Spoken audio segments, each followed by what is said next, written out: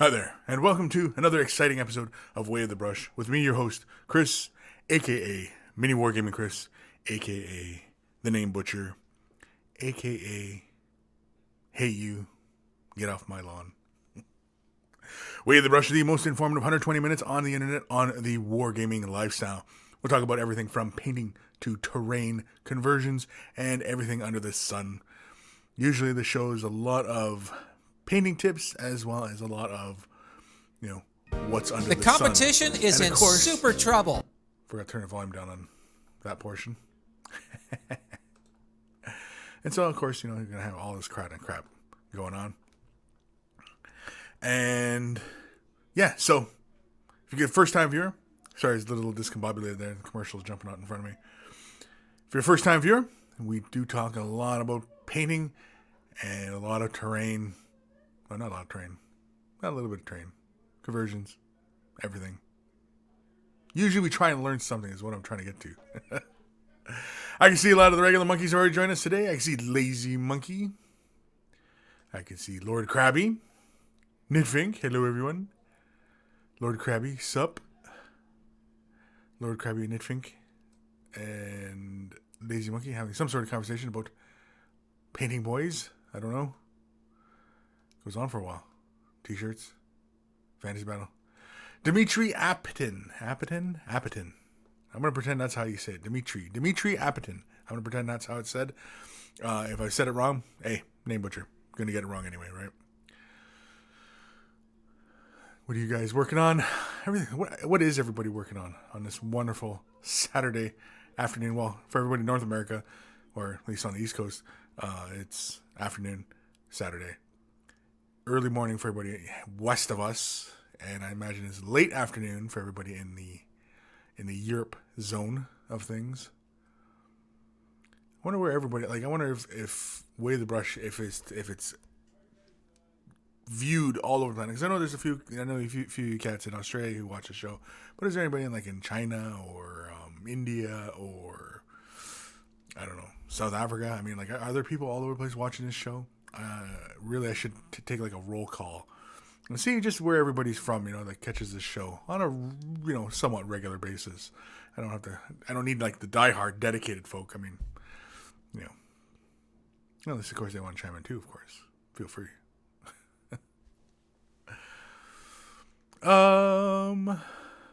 Where are we in the comments?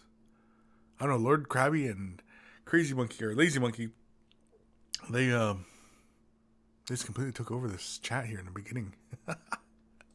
Not that that's a bad thing. Go right ahead. Talk away. Converse. Kurt Krishon, afternoon. There he is. How we all doing? I think we're all doing okay. Spite you, howdy. Ishyab011, good morning, afternoon, evening, and a barrel of monkeys today. Hi, Chris B. This is your buddy, Sammy C. And a quick chuckle. But I do have a question for you all. Just give me a sec. Okay, he's got a question. GS squared 7. Good day, GS squared. GS squared? No, G squared. I always say GS squared. It's G squared. G squared 7. Oh, can't read either. Jim, that's the first time I realized that. It's just G squared 7. G squared. But I would have always been saying it GS squared. Because I'm a dummy. Jim White, hello all. Hello, Jim White. Hello, Chris. Which 1/48 scale historic aircraft would be rewarding to build and paint, if any? World War II aircraft? Geez, I'm always a sucker for the fighter craft. Either a Spitfire or a Messerschmitt. Whichever way your bent goes. I'm often, in the World War II histories, I've always been kind of inspired by the idea of, the Spitfires, defending the coastline and, the constant harassment from Messerschmitts coming across the channel.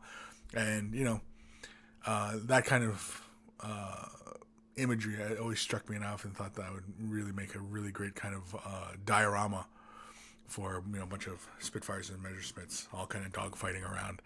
I was at an air show one time in Saint-Hubert in Quebec, and they had a Messerschmitt and a Spitfire dogfighting as the opening of the air show was going on, And it was like the most spectacular thing I ever saw in my entire life. Forget jet planes, forget rockets, forget the Starship Enterprise, the Millennium Falcon, forget all that. Nothing is more awesome than seeing two real live World War II fighter planes dogfighting in the air. And I had the opportunity to see that when I was just a young fella. I was only about 14, I think, 14. And it was so awesome. And like you could totally see why the measures are the Spitfire had a maneuverable advantage over the other plane just because of that big broad wingspan. And when you're in tight corners and you're at low speeds, the plane would just like a glider in the air, it would just turn and would reacquire the other plane, and he could just kind of like stop in the air almost and just kind of fall. And yeah, really awesome thing. It was I'll never forget that. Yeah, and they did that for 10 minutes or so. They just did put on this dogfight in the air, and awesome stuff. So to answer your question, Jim, yeah, I'd probably go with a fighter craft, a Spitfire or one of the Messerschmitts. Messerschmitts? Yeah. The infamous one. The, what the heck's it called? The dive bomber one. 109? Is that what it is? 109? Messerschmitt 109? I can't remember. Getting old. So hopefully, Jim, that, gets you thinking about something. Airplanes. I liked airplanes. World War II airplanes. When I was a young guy, I wanted to be a pilot when I was a young fella. But then it turns out, glasses, and so put the kibosh to that whole thing. Lord Krabby, Kingdom Death miniature or Star Wars model? Why not both? Kingdom Death models are really, really cool. Look at if you really want a challenge in painting, especially with because there's so much flesh in Kingdom Death. If you really want to expand your knowledge of painting flesh tones and things like that, I think Kingdom Death. If you want something kind of put on your shelf and look awesome when you're done, Star Wars, because everybody recognizes Star Wars. Kingdom Death, they might look at it and go, "Oh, geez, what the heck is that?" What's her dress made of? Yeah. Mick Whiskey, hello everyone. Hello, Mick Whiskey. BOS Haro, guys. Haro. Slow show, hi guys. Jim White. The awesome voice of Kris, but why is it highlighted like that? Will fill your ears. I don't know. Why was the name highlighted? Clever Fox, hey all. Garrett Thomas Lord, hello Kris, hello all, hello. Ruinbane E, hello. Ronnie Sugden. Johnny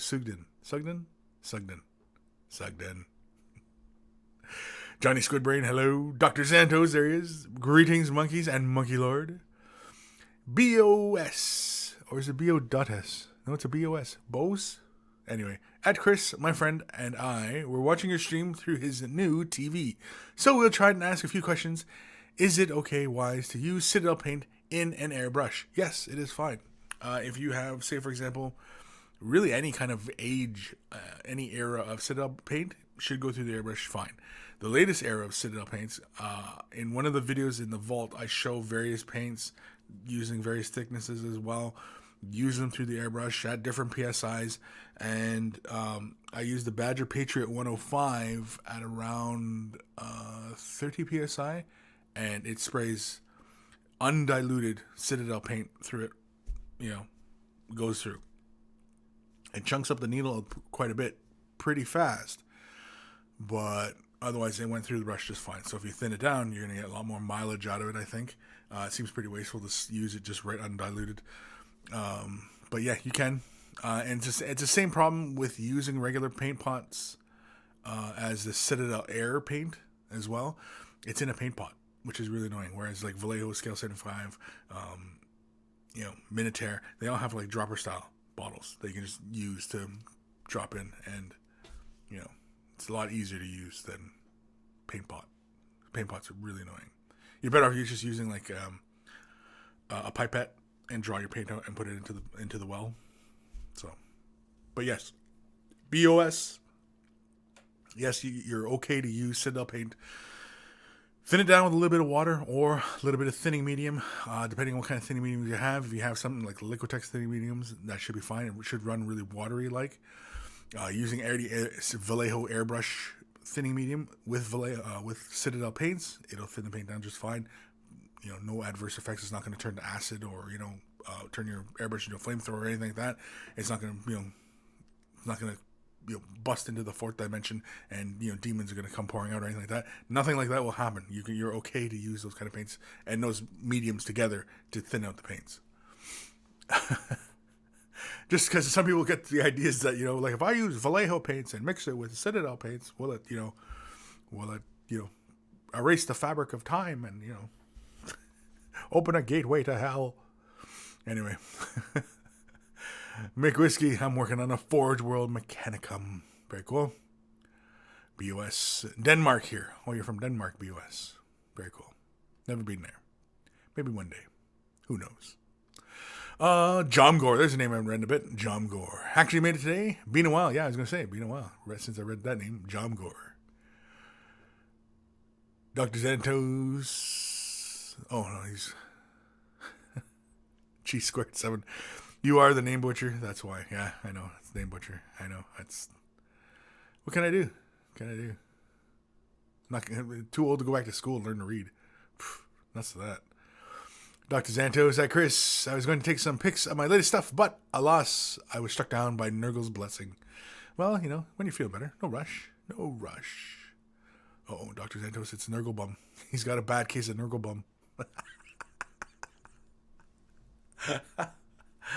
The Nurgle bum. Anyway. Bob. Hello all. Just popped in to say I'll miss another live show. Need to go into the mother-in-laws for Easter. Well, it's too bad. I mean, have fun. Have a good Easter. Happy Easter. And, it's good to see your family. It's family. Family's important. Even if they annoy you, it's still important. Make Whiskey. I love the guys that fly the biplanes and either act like they're drunk or just fly crazy just to fly crazy. Yeah. Biplanes are really cool too. You get those guys that can hang on to the wings and stuff like that. But I'd never do that. That's crazy. Why would you hang off the wing of a perfectly good aircraft? Makes no sense. Alec Binge. Hi, Alec. Oh, sneeze break. Oh, crap. Sorry about that. Sorry about everyone who had headphones on. Jeez Louise. Oh, man. I probably blew a whole bunch of people's brains off. Lazy Monkey. Yeah, Kingdom of Death. You might want to put on a shelf a lot of things. Impressionable innocent eyes are around. Yeah, exactly. It's the whole reason why Mini Wargaming doesn't cover anything from Kingdom of Death. Because, it's a little racy, I mean, I personally love the models. They're great. A lot of the models are really awesome. But, yeah. Lord Krabby. Next time I come up, I'll get you another Kingdom of Death model. Cool. Ronnie Sugden. Does anyone else see Chris's glasses and hair glowing dark blue on the left side? It's by you. It's his aura. Yeah, it is. It's my aura. Come on, it's all about the lighting and the presentation. I was gonna go with a red light today, but I just said no because normally I use just a regular kind of white light. But I said today no, I'll go with a different light. And I tried a green one, didn't work. It made the room look weird. So stuck with blue. Blue's got a nice ambient glow. Wish it was a little bit brighter, but it's okay. Anyway.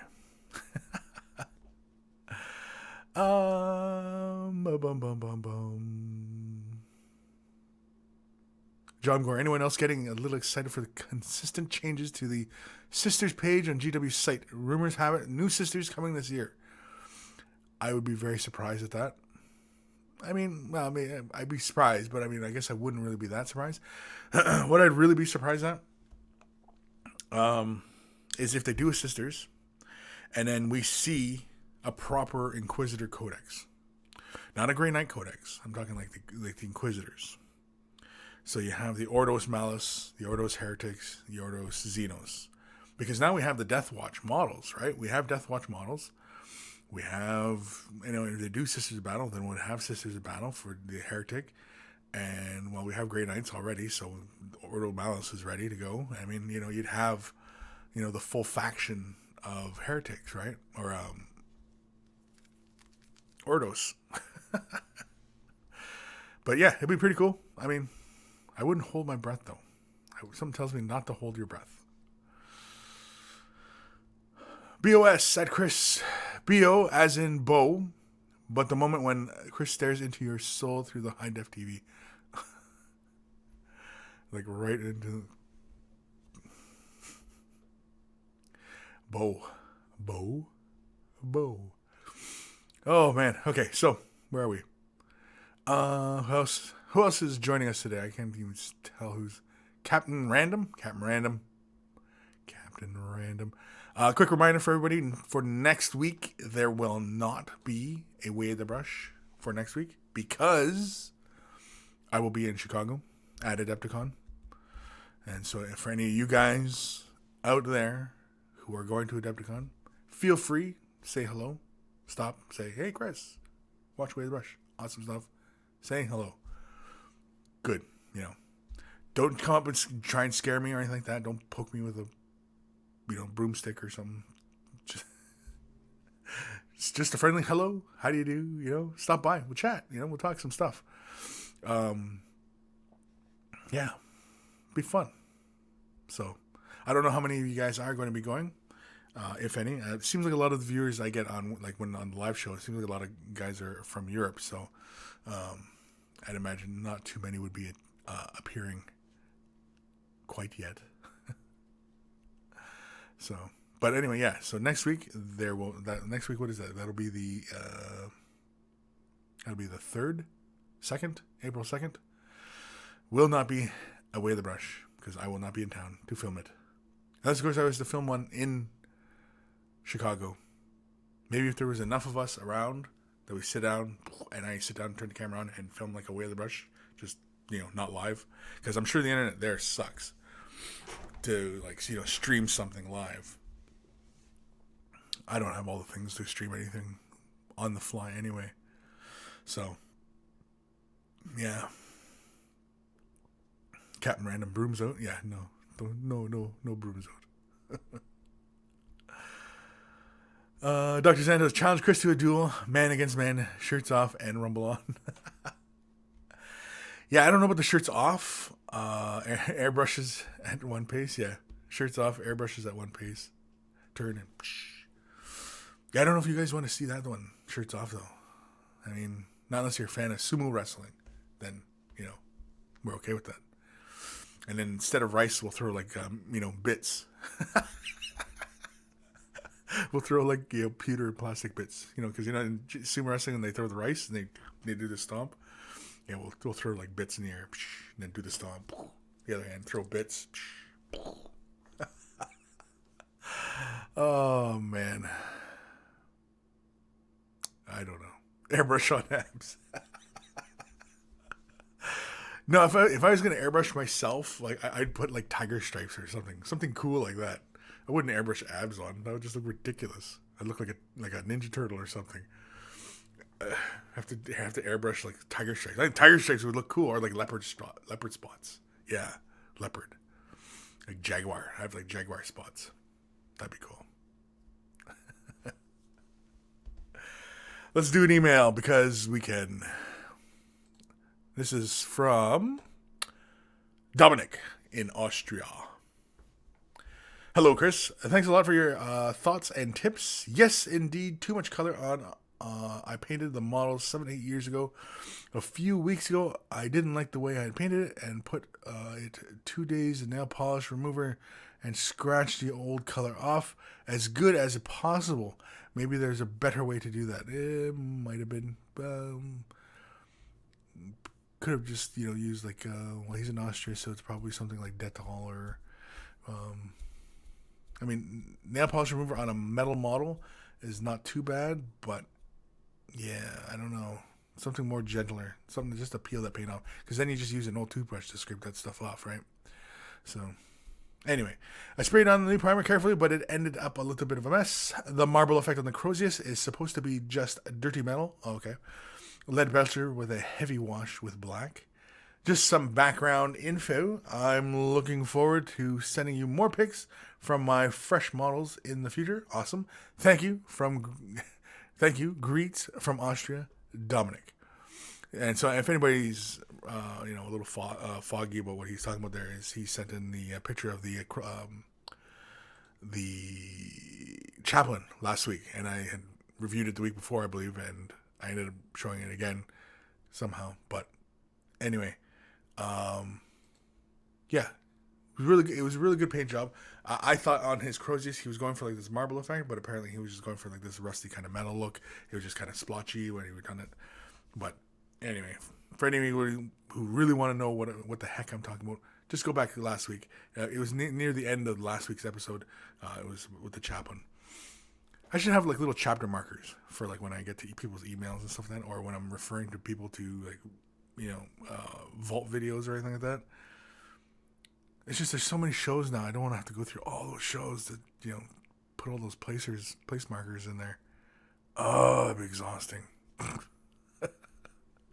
Exhausting. Bo at Kris, what do you think of the Necron Thocht Destiny, but changing the warm bronze gray to Abaddon black mixed with lead belcher and black metallic? Bronze with black metallic? That'd look very cool. I'd say go for it. And I would say with your little second, like your third little spot color, I would go like an aqua blue, like something really light blue. Or you can go like with a darker blue around its edges, but like for like the eyes or the energy coupling things, I'd go with a blue. Just to go with the bronze. The bronze has a really kind of warm browny orange quality to it. And if you go with black metal, blue goes with black and metal very well. So yeah. Dr. Santos, I recommend Metal Medium from Vallejo. This stuff is pretty good. The Metal Medium from Vallejo is probably the best stuff, other than any of the other pure metallic mediums out there. None of the miniature, like the game company or game centric type paint lines have Metal Medium other than Vallejo. Because Vallejo does produce artist grade paints as well. And so their metal medium, it's just pure metal medium. There's no colors, there's nothing else added to it. It's just a pure flake or whatever the heck it is. It's a pure metal pigment. And it's great. It's great for that. I use it on my Ashland model from War Machine and basically laid that on her armor and then just shaded downwards on the armor, and it's really, really bright, and it gives you like the absolute brightest metallic shine you can possibly get. And even when you thin it down and use it like a glaze, it gets really fun there too. So yeah, definitely Dr. Santos, right on that, nail on the head, as it were. Metal Medium there's probably nothing better than it from Vallejo. Ronnie Sugden, chapter markers, Blood Angels for red, Ultramarines for important.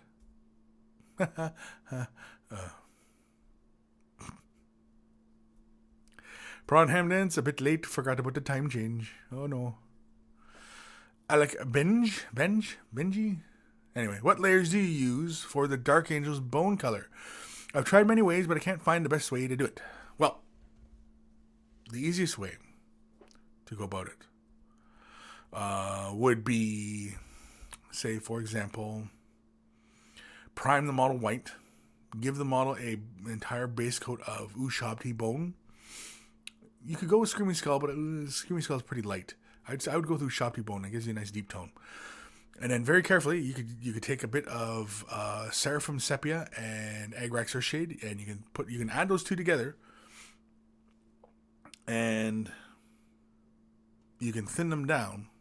And I definitely would recommend thinning them down a bit. and then applying it to the model, just so that the ink sits in the recesses of the armor, and not so much that it tints the overall armor surface.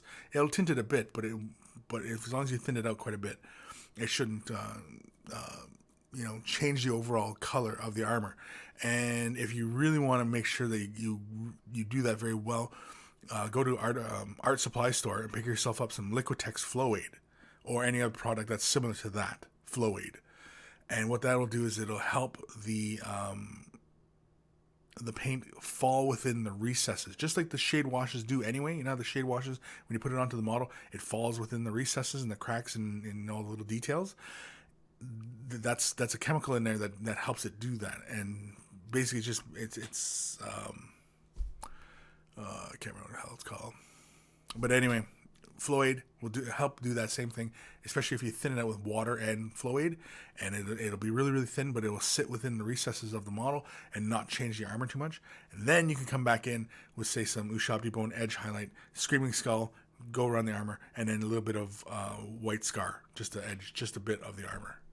I don't even know if you would have to go really to White Scar, maybe just at the corners of the armor and stuff like that. But otherwise, yeah. I really wouldn't go with anything darker. A lot of times they recommend things like Baneblade Brown and stuff like that to start off with and build the color up. I mean, the dominant color really is, it's not really that dark. It's really kind of light. And of course, when you're working with the shade washes, if you want to get a little bit deeper color, well, then you can always add just a little bit more into those details to get a little bit deeper shade, rather than ending up hitting it with a really dark shade and then just having everything too dark. And so, you know what I mean? Like, it's easier to add the shadows rather than having too much shadows and then trying to rebuild that highlight back up, because rebuilding that highlight back up is just going to take too much time to do, and and to get it nice and smooth and to get it to look right. So yeah, definitely would start from Ushabti Bone and build the color up. Shade down once and then highlight up twice, if that makes any sense. Where am I? So hopefully, Alec, that helps. Mick Whiskey. Don't go back for chapter markers. Just do them from now on. Yeah, I don't know if I feel like doing them now on, though. What I need is an assistant. That's what I need. I need an assistant to help me do these things. I don't have an assistant, though. Bo at Kris. No bronze at all. Completely changing the color scheme to a metallic black is what I meant. Oh, okay. Apologize for the horrible sentencing. So the whole thing is just going to be metallic black? Yeah, that'd be cool. If it's just like that one tone, dark metallic black, yeah, that'd be cool. Dark red for the power source, like eyes, and red for the the power source and stuff like that. It'd be cool. Green, blue, whatever you want. Black, because anything goes with black, really. So,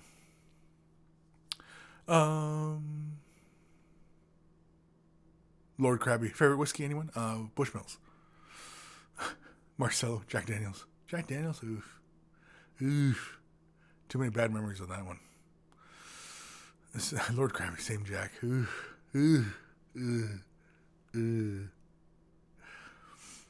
Ruinbane E. Isn't Quirk your assistant? No, he's shop bitch, is what he is. He's the shop bitch. Ronnie Sugden at Lazy. LOL. Kris needs a servo skull. Yeah, that's what I need, is a little servo skull. Goes around and cogitates and, does my math and taxes at the same time and things like that. Oh, wrong mouse. Actually, no, hold on. I need a copy.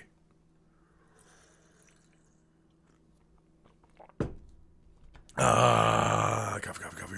There we go. I feel better now. Waterloo 745. Tullamore Dew is the best whiskey in the world. Never had that one. I know there's like hundreds of whiskeys out there in the world. I had no idea there was hundreds. Like, literally, there are hundreds of whiskeys out there. I had no idea there were that many. And so, yeah. Have to give it a try sometime. I know there's some bars around that have like 100 and some. I think there's one in Chicago, actually. Maybe I'll have to check it out. Gerbil Farm, LOL, shop bitch. Yeah, he's not the assistant. He's the shop bitch. Anyway, This is from. Oh yeah, did I mention we're going to do an email? This is from Alex Marsh. Hi, Kris. I recently finished my Blood Thirster, Fire Thirster, Magma Thirster. I need to think of a good name for this for this army. Thought I'd share the result with you and the viewers. As usual, CNC much appreciated. And so let's have a look. Now, these are just awesome. Just awesome. And I love the way he's arranged these pictures too for us. I love, like, immediately your eye drawn to the wings. Look at that. You can sense that it's already like it's hot at the fingers, at the digits or whatever the hell they're called on the wings. I think it's called fingers, isn't it? Cooler in the middle of the membrane. Very cool. Let's have a look at let's get a close up of the face. Look at that. That's awesome. Immediately you think of the Balrog from Lord of the Rings. Love the shot, the highlighting on the black as well. Really good stuff. Might have went a little too far here on the end caps, but I mean, big whoop. Like, see, got a nice and control here. It still stays quite dark here, whereas it seems like there's just a little too much there. Here, who cares? It still looks good. Great. And the thing is like this is layered, right? And almost has a blended look to it, but man, this is just awesome stuff. Axe blade, look at that axe blade. This looks like he's got like a non-metallic metal going on. Very nice. It looks like a combination of metals and non-metallic metals, if I'm interpreting that correctly.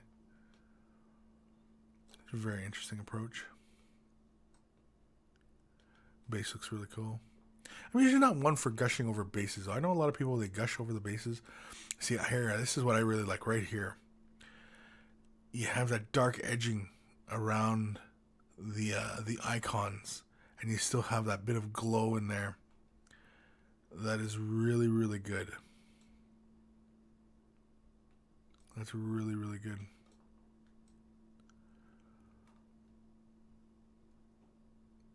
Awesome, awesome stuff. Oop. Get out. No, let go. Let go. There we go. The little thing, the fire on the whip. Very cool. No, I like how you've created that effect with the icons and the membranes and stuff. Very, very cool. And what's the next one? Oh yeah, these ones. Let's have a look here. So here's the demon with his cronies, and we had seen the bloodletters previously. I think it was about 2 or 3 shows ago we seen these guys. Alex had sent these models in. We hadn't seen the Bloodthirster yet though. That's just awesome, awesome work. Now, are you getting this ready for a competition? Because it's like this is a lot of work, and I mean I could easily see you placing high on the list if this is for competition of some sort. Yeah, it's a non-metallic metal with metallic metal. Very interesting. It almost gives the blade almost like a gem quality. If you had like brighter highlights up on the top here, it almost give this kind of like this was amber, like it was gemstone beside the metallic of the model. Or maybe that's what you were going for. I don't know. Is that it? I think that's it. It's wonderful work though. Awesome stuff. And I think if you really got into some other techniques like blending or really careful glazing, I think you'd really kind of like just that would take that stuff way to the next level, especially your axe handle and stuff like that. Your axe head would be next level. But very good stuff, man. All right, where are we? Yeah, and of course, all the monkeys agree. G Squared, awesome bloodthirster. Jim White, great painting. John Gore, Gold Leaf is friggin' nightmare to work with. Okay, I don't know which one. Waterloo, great painting. Lord Krabby, wow, you should not pass indeed. Yeah, so really, really good stuff. Oh, I don't know what the hell we're talking about hair here.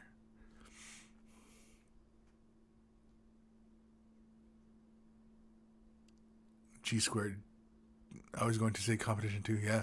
If he's taken to a competition, then, I can easily see this placing.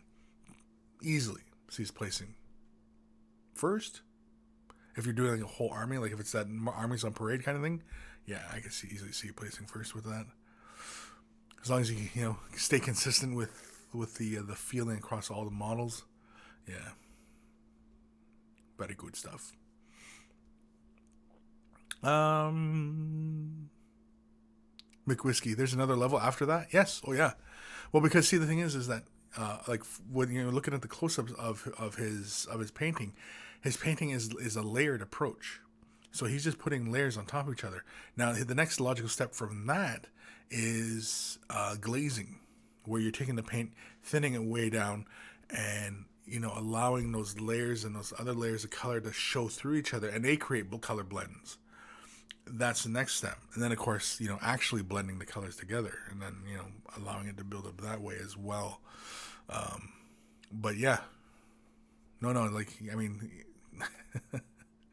his painting is already, up there. I mean, to when you start really kind of blowing people away. I mean, like some painters, they don't venture off into a lot of different painting techniques. A lot of painters, especially when they want to master it and, excel and, really kind of get into the competition type stuff. They only use like one or two techniques, and that's it. It's what they're most comfortable with. And it's very rare that they'll branch out into other things. I myself, I mean, like, I still like to dry brush and, layered approach. Although sometimes, man, I mean, I'll two brush blend something just because, it's faster. I know it's faster. Mentally, it's faster to get it done by two brush blending something than it is to try and glaze it or, anything like that. I'll blend it and then, be done with it. So, yeah. Anywho, where am I? Steam McDemon. Hey, all. Hey, Steam.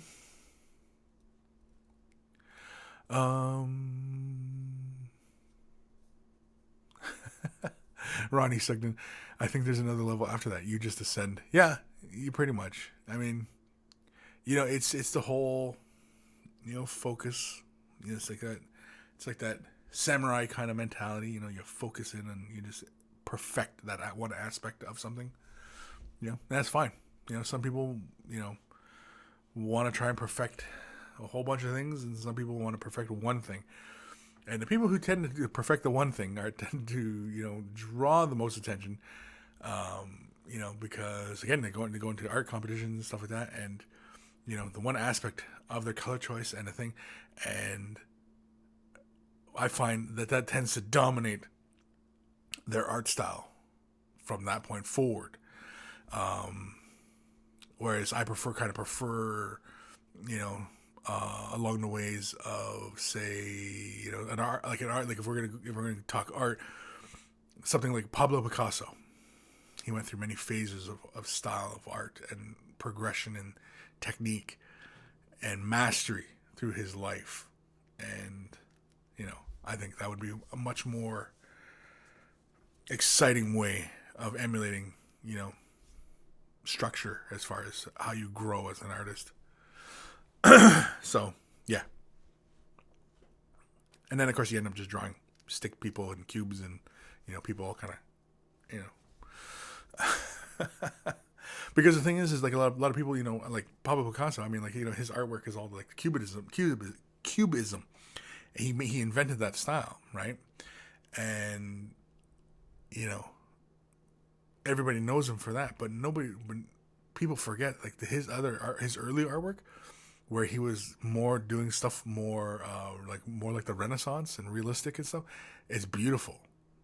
is masterful. Like the man was a master at such a young age, and like he could paint realistic things very easily. And you think, okay, well, the guy who can paint realistic like that and then creates cubism, it's all it seems kind of weird, right? But no.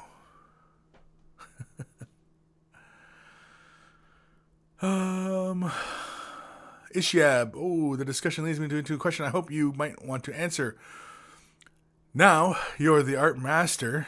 I'm only an architect. But what's your favorite art period, if any one? Favorite art period would most likely be Renaissance. Yeah. Renaissance. Waterloo. Renaissance, every other period. Shit. Yeah. No, well, it's not. Because, I mean, Impressionism is really, really fantastic stuff there, too. Because, like what I like about Impressionism is that it's basically like seeing through foggy windows. Or somebody who wears glasses and takes off their glasses and looks at everything and everything's all blurry and mashed colors and stuff like that. That's what it is. That's all it is. It's like not being able to see. And so you're looking at things that you're not able to see clearly. And so you're trying to bring definition to those things and you're trying to guess what's going on. And, that's half the fun. And good art will always engage the viewer. Good art will always engage the viewer. Good art will always get people talking about it. And so, even if you think it's crap, that's still a win for that piece of art because it's getting you to engage.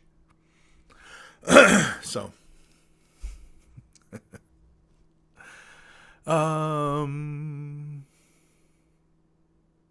yeah, we get in the classic surreal. Surreal's fun. Dolly, of course, the first name that jumps on that one. The other one is the postmodernism and stuff like that. Like you get into Jackson Pollock. I mean, come on. I mean, like there's some great quotes from the guy about the artwork, but really, come on. I mean, even I have a hard time, going. Well, it's a Pollock. I mean, like that's look at it. You know what I mean? And like how's it engaging you? And it's like. Really? He just dabbled ink onto the canvas. Really? But. Oh, man. The Stone Age. Best age. Dr. Santos. Yeah? Oh, yeah? Well, you get some really great cave paintings and stuff like that, right? Holy man. What's this? Rosubos? I'm just going to go with Sandbag. Hey, Kris. Wondering if you're ever working with gold leaf before. The warning labels are a tad scary. Gold leaf? Yes, I have worked with gold leaf before. Back in college. And I mean, you just got to be a little careful with it. You got to kind of have a clear idea as what you want to do with it. It's really easy to like take an X-Acto blade, whatever, cut, what kind of shape you want. And then you can just lay it out. And you can take like a brush or whatever, and you can just squeegee it out and lay it onto your piece, whatever you want to do with it, right? But throwing gold leaf onto a model, or not to the model. If you're thinking of using it on a model, I've never done it for models. I've only ever done it for canvas work. But for models, I would save it for something like a Land Raider or something like that, something big. And then you'd have to seal it. I don't even know how well it would stand up to if you were going to play with it. But I mean, if you're going to throw gold leaf on it, I mean, you might as well just use it as a display piece and just leave it as is. But yeah, I don't know, like how you would apply that to the model. I mean, just because it's more like static electricity that keeps it onto the surface, and then of course you could seal it, but laying it onto the model and then kind of just squeegeeing it, like I'm trying to imagine like the surface of like a Land Raider, right? And like just over the tracks, and like it's I don't know. You'd have to try it. If you try it, if you're brave enough to try it, send me pictures of your results because I'd like to see, or even maybe a blow by blow account of how you went about doing it, because Yeah, I'm interested. I've never done it. I don't know if anybody else has ever done it on a model. I could be wrong. Somebody else may have done gold leaf on a miniature before, but yeah. Try it. Let me know. McWhiskey, love me some Dolly. Yeah. I mean, I like Dolly's work, but you know, I'm not much into the surreal. I mean, you know, like as far as, you know, the whole postmodern, I mean, really, I mean, Giger comes to mind, you know, and of course he's one of the last guys, I think, to, you know, create his own genre, similar to like how Picasso created his own genre, you know, biometal. Nobody had biometal in the 70s, you know, that was all Giger. Giger made that up. The whole concept of organic and inorganic combining in a very, you know, if you look at a lot of Giger's artwork, it's very sexual. Kingdom Death is heavily influenced by that. Their miniatures, their sculptures, stuff like that. Their artwork is very influenced by Giger's. Or at least the artists are very influenced by Giger.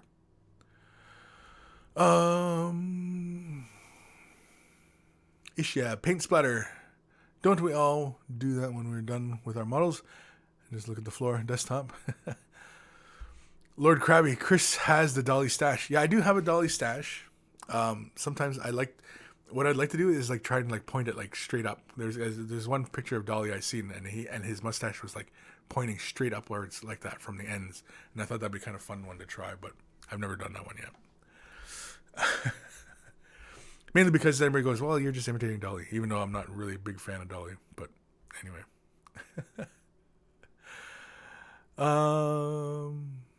You missed it too. Popped in for a quick second as I have to go to work next week. I can enjoy the show. See you next week. I won't be here next week. You missed it. I'll be in Chicago, Adepticon. So episode 114 will be the week following.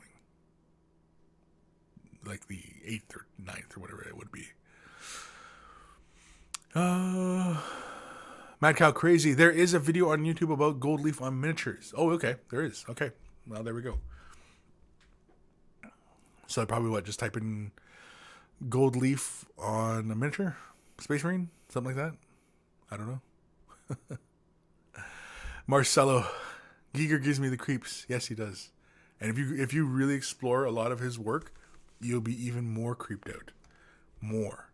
It's dark. Like his artwork truly is on the side of the dark side. It's dark.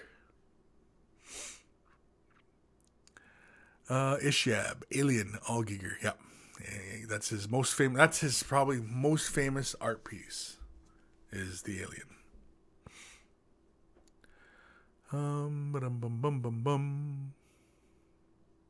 Dr. Zantos. Giger was supposed to be in the Dune movie in the 70s. It sounded a really freaky project. There's a documentary, but no movie was made. Yeah. Jodorowsky's Dune. And Jodorowsky is like this crazy, I think he's a Spanish director. Crazy dude. Crazy.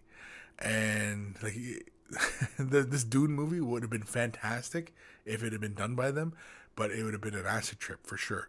And yeah, Giger was hired on. I don't know if he was going to be in it, but he was hired on to do like the spaceships and, you know, a lot of the art direction. And yeah, like a lot of things.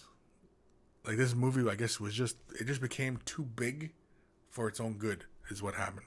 And then it wasn't until like 10 years later that, who's it, Cronenberg? No. Is it Cronenberg that directed Dune? Or is it another one I'm thinking of? Crap. Anyway. Yeah. Waterloo, I love Dune. Yeah, Dune's great. Love Dune too. Lazy Monkey Kris, pick up some attending monkeys at Adepticon and have a whiskey tasting night. You know, that would be fun. Right at Adepticon, or we head out, because I'm pretty sure there is a bar in Chicago that has 100 whiskeys. I'm pretty sure it was Chicago. And yeah, I'm pretty sure. Marcelo, he was a sick puppy. Freudian nightmare. Yeah, there's probably some deep psychological things going on, but I mean, it's also about facing your demons as well, right? I mean, like it's cathartic to release these demons and commit them to canvas, and because if it's on the canvas and it came from you, you know what I mean? It's like you expelled it, and you exercised it, and it's on the canvas now. Don't have to worry, it's not in here anymore. It's on the canvas. So that's also another way of looking at these kind of things when you create these dark imagery and stuff like that. Ruin Bane. Yeah, I watched a documentary on Giger and Netflix. Kind of messed up. Yeah, it was kind of messed up. Really good, really great insight into the guy, and when you watch it, and like how a guy who can create this whole genre, and how humble a living he really had. I mean, like he has like a bazillion assistants and stuff like that, but and even like his little theme park they show, and I mean, like how he was even just kind of childlike as well. Like it was just a very interesting documentary, and I definitely would recommend anybody out there who's interested in this kind of stuff to definitely check it out. Kurt Krishong, Jodorowsky, yeah, the Giger was hired to do the Harkonnens. Yeah, I thought I didn't know if it was just the Harkonnens or if it was like all this stuff, but yeah, definitely Harkonnens would have been scarier if Giger had done them, because like when you look at some of the behind the scene footage of like how Giger did the set design for Alien. He was using actual chicken bones and things like that for the ribbing along the walls and stuff like that. Like he was using actual bones to create that texture inside the sets. And that's crazy. David Lynch, that's it. David Lynch did Dune. Yeah, sorry, not Cronenberg. Lynch. My bad. I should have known that one. Where are we? Jim White. Kris, now that Valhalla Kickstarter is fun, are you going to defeat or challenge Dave and the champion of chaos in a game of 40k? Yeah, you never know. We might. G Squared. Kris, by the way, I have the movie Jodorowsky Dune, but haven't watched it yet. Yeah, watch it. Give it a watch, man. It's a good one. The director. He's a complete nutbag. He's nuts. That movie would have been completely crazy. It had probably been like 5 hours long, and people were blown away by 2001 when Stanley Kubrick, the end scene, with the him traveling, through space and time. People were blown away by that. But if Jodorowsky had done his Dune, that would have seemed tame by what he would have already done, a few years earlier. So, yeah, it's kind of crazy. Greenleaf Terrain. Hi, Kris. Hi, Adam. I don't know if you've been here for the whole thing, Adam, but we've been talking some art and movies and all sorts of stuff. Where are we in the comments? Don't know, cause I'm lost. G squared 7. Heard Dolly was supposed to be in the movie as the Emperor. Yeah, that's right. Dolly was supposed to be in the movie as well. Yeah, Salvador Dali was going to be in the movie. So you can already imagine what kind of crazy movie this would have been. You have Giger, set designing crazy crap. Dolly, yeah, I mean, this movie would have been completely crazy. But apparently, he has the screenplay, and it's this big tome of a book, and he has the entire screenplay of the entire movie, and apparently, he'll sit there and he'll read it to you, the whole movie, and you can sit there and look at the visuals and and watch the movie as he is telling it, and yeah, which is very interesting in itself as well. I mean, just have like this crazy director explain his crazy idea to you through his storyboards. Man, that'd be awesome though. So let's do a email because we can. This is from Hats. Yeah, we'll just say hats. Hello. My men sent you some of my first painting. My men sent you? My men sent you some of my first paintings. Demonettes. A few weeks ago, I've tried best to follow your advices and improve myself. Here are some pics of the new Everblight army. Hope you enjoyed the bright colors. I had a hard time on making Callus look alive, even though he remains callous. Not sure what that means. Not much choice for colors except blue and silver. Thanks for your time and your comments. We enjoy watching your show every week. Hats. Hats. I'm going to assume that's the name, Hats, or the moniker. Is that the word I want to look for? Anywho, here's some Legion of Everblight. Very good. I like it. I like it. You know, it's nice and clean. Got the little scales picked out, little teeth, everything like that. I think a little bit of white on the teeth just to differentiate them from the rest of like the little bone elements on the model. But very, very cool.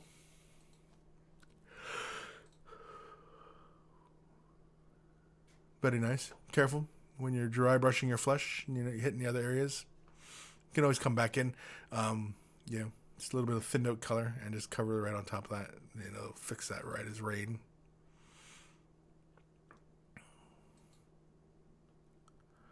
But very cool. Again, bit of white to pick out the teeth. Sorry, I keep yawning here, people. Pick out the teeth, just create a bit more separation. Draw the visual, the viewer's eye in towards the mouth and the face and the details. Makes it more scary.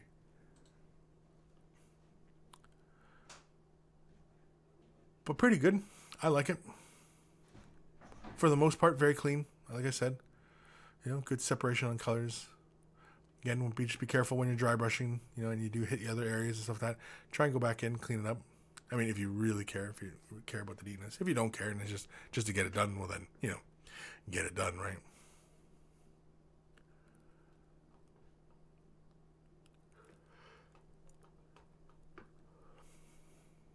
I like the texture on the model.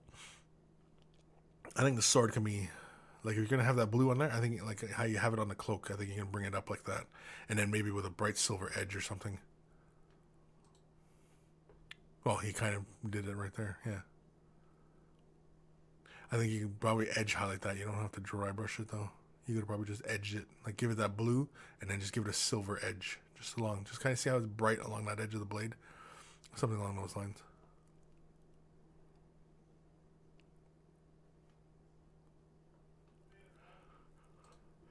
Overall, though, very good.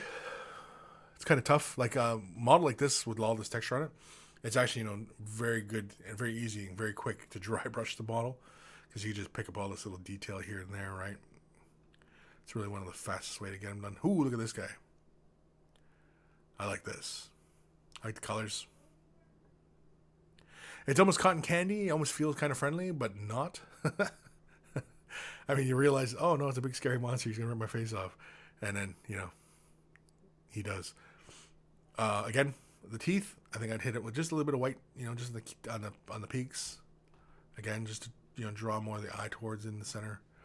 I like your highlighting along the edges. Looks good. I like how you gone brighter up towards the peaks of the spikes. Kept it darker in towards the center of the body. Very good. Claws, I like. Interesting. Claws, you went, the entire length highlighting upwards instead of, because typically with the claws, people highlight, one way or the other way, getting brighter down here and then darker over here. I like how you went with more like the leading edge of that. It's an interesting choice. And again, I think it works for this model. It works very well.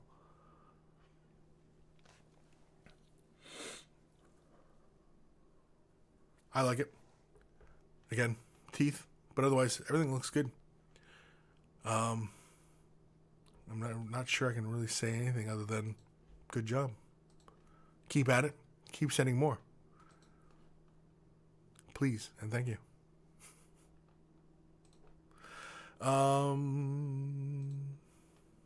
Where are we? in the comments. Don't know. Oh my gosh. Time we at 1 o'clock. Holy moly.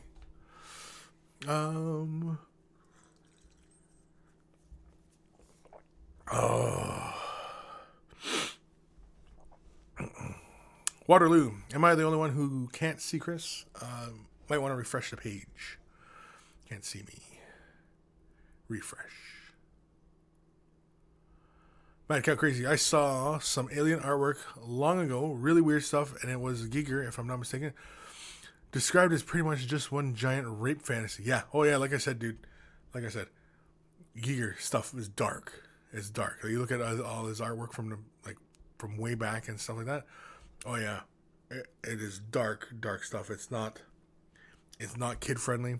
It's, if it was rated R, it's rated R. It's rated X. NC-17. It's not for kids. It's not for the faint of heart. It definitely will challenge you as a viewer. So, yeah, but it's good stuff. It's like his artwork is great. I'm a big fan of Giger. G squared. Just saw some stuff like that too. Very disturbing, but hard not to look at.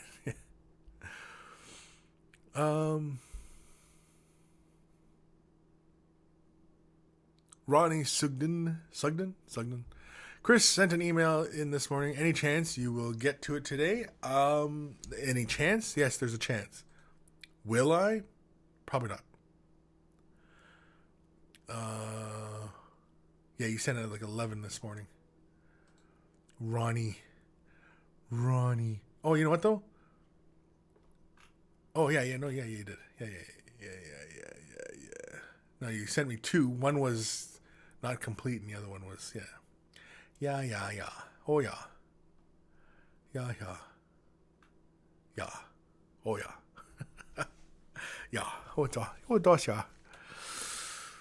Ben Osick, Kris, have you seen the new Star Drake model for Age of Sigmar? The models just keep getting better. I know, the models keep getting better.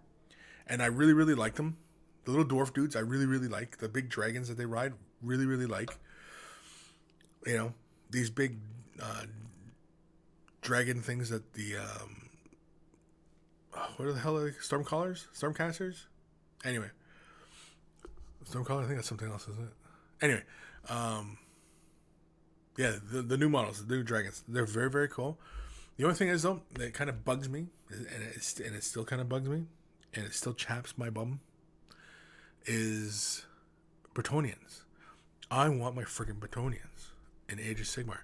I think, I think a Leon Cor riding a hippogriff, a brand new sculpt for him, would be awesome. The Green Knight. Can you imagine the Green Knight? A new sculpt for the Green Knight, and he's floating, like on the ghosts, like Nagash and all the other little spectral thingies. And the Green Knight, he's moving along, and he's riding like this spectral horse. Like, there's just so much opportunity there to create some really great models, and they're ditching Bretonnia. It's just, again, it just chaps my bum. It chaps my bum. My bum is thoroughly chapped because of this. Yeah. Yeah, I know. That's what I'm saying. Runebane. Yeah, he's saying he saw an article on Balls about Bretonnians are gone. I know. That's what I'm saying. I know. They're squatting Bretonnia. They're dead. I know. I know they're dead. And it chaps my bum. That's what I'm saying. My bum is chapped. It is chapped. It's literally a crisscross. It looks like the pictures of Titan. You see Titan, the satellite photos of Titan, how it's got like this lattice work of like ice fissures and stuff like that. That's my bum right now. That's how you see it. And it looks like Titan. I don't know where I was going with any of that, but anyway. Lazy monkey. Careful, Kris. Chap bums can lead to Nurgle bum. Yes, exactly. Chap bums can lead to Nurgle bum. And that's exactly how you get Nurgle bum, is by having a chap bum. Oh man. I know. It just bugs me because I mean, like, I can see those kick-ass models in my head. I can see those models right now, like Games Workshop produced, and they all have these really dynamic poses, like the Green Knight floating on on the base and just kind of, and he's got a sword up and the horse is like galloping, and I can see it all right here. And he's got that big giant plume on his helmet and everything like that, and that's just flowing. Man, like a really great art piece. Do I have the book here? No, I do not. It's the older Bretonnian drawing. I think it's done by Mark Gibbons, and it's fantastic. Ooh, and that's the other thing too. Is Adepticon. Apparently, Mark Gibbons is going to be at Adepticon, and I'm kind of excited about that because, it's exciting because apparently he's supposed to be there. And yeah, not that I'm some sort of stalker or anything like that, but yeah, Mark Gibbons, one of my favorite artists and artists for GW from back in the day, created some of the most beautiful artwork for GW. And alongside Wayne England. Wayne England was another great artist but he's dead now. And yeah, Mark Gibbons, awesome stuff. Bretonnians, yeah, pissed off. I'm pissed. I'm mad. I'm chapped. I'm thoroughly chapped. Ronnie, sucks, but I think fantasy is dead. I guess it's good for new players, but sucks for all the vets. Yeah, it does, because Warhammer Fantasy was built around building great big effing units of troops. You know what I mean? Like playing orcs, and you had to have the big unit of black orcs, followed by big units of boys and goblins. You know what I mean? You just had these big, massive units, and you were only playing a 2,000 point game, and you had these 50-man blocks of troops, and I don't know. It didn't seem quite like 40K. 40K is obviously skirmish based, and it doesn't rely on the big blocks of troops.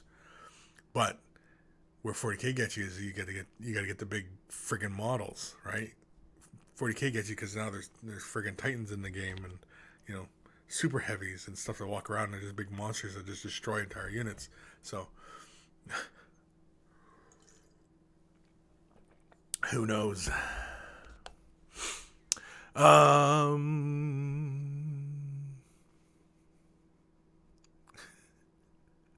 Captain Random graphic image, Chris. Graphic image about what? About the chat bum?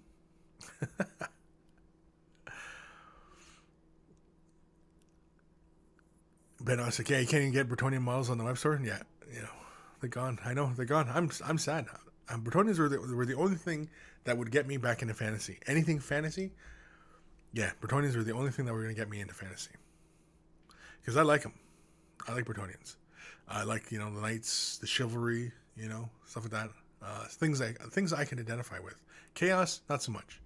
Empire, not so much. The new Empire, I suppose they are, is this the Stormcast, whatever the heck they're called. Sure, they're pretty cool. I mean, I like the models; they're pretty cool. But I it's kind of like Space Marines. I just kind of don't really it's hard to identify with.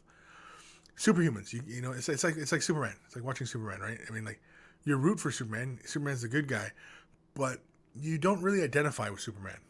Superman's outside the realm of being buddy with a common kind of person, because they have nothing in common, and it's kind of like that. Anyway,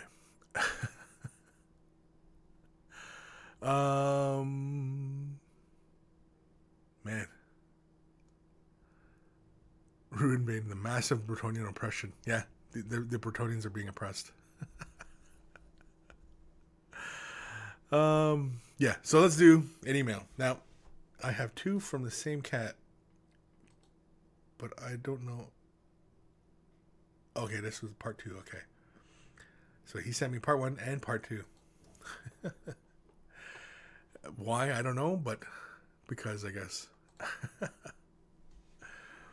Make whiskey. I think it's because Superman was spawned from Nurglebum. So it's hard to identify with him because of a Nurglebum. Could be. Nurglebum. It's kind of fun to say after a while, right? It's just Nurglebum. What's wrong with you? I got a case of Nurglebum. Yeah, how come you're not sitting down? Oh, Nurglebum. Got Nurglebum. Anyway, this is from Brad. Hi, Kris. So you've been too efficient with emails. I've been slack with email updates. So I'll throw a bunch of pictures in this time. What I've sent this time is not the usual Dark Elf stuff, but my Tyranid army that I had to get tournament ready in 5 weeks. After work and on weekends. Wow. So I still need to revisit and add some details.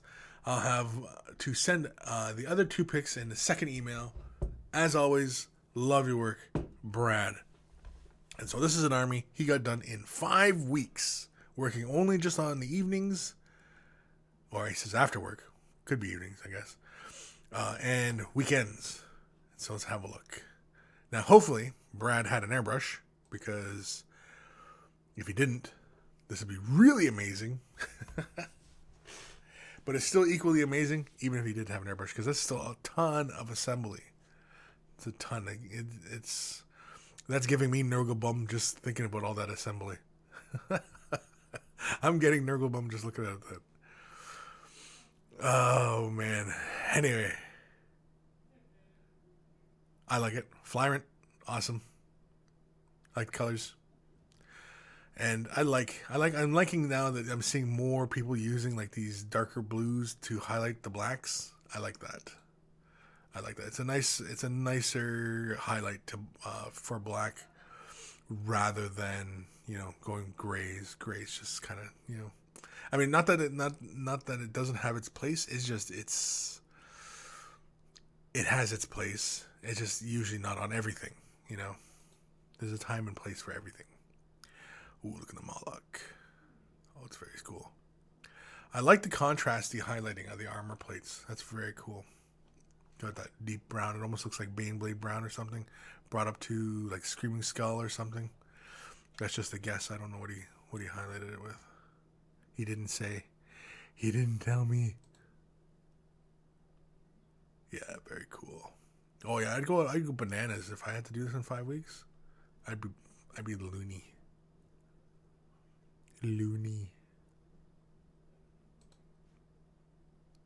Yeah, get all that done in 5 weeks. I know some of you guys are saying, no problem. No problem. I know I know there's cats out there who can do this in 5 weeks, no problem. Do this in a weekend. Ash, when he was still here, he got a crap ton of Space Wolves done. I don't know if it was this many, but he got it done in like a weekend. I was like, that's crazy. It gives me Nurgle bum just looking at this. Oh yeah, and he said there was 2 more pictures. 2 more pictures. 2 more pictures. Let's go. 2 more pictures. Let's go. Let's go. Yeah, here we go. Yeah. Scatty. Oh yeah. Oh yeah, that's the stuff. I like it. Oh, he's got the goop in there too. It's like the Tyranid afterbirth. But oh, can't move that. Here we go. Yeah, I can't decide whether that highlighting is two highlights or 1 highlight, and it's just the careful use of the shade wash. I think it's 1 highlight with the careful use of the shade wash. Very interesting. Really good work. And getting it done in 5 weeks, most impressive. I would have probably gone bananas by the end of that. And not even that, by the end of it. Halfway through it, would have went bananas. So, yes, thank you for sending that in, Brad.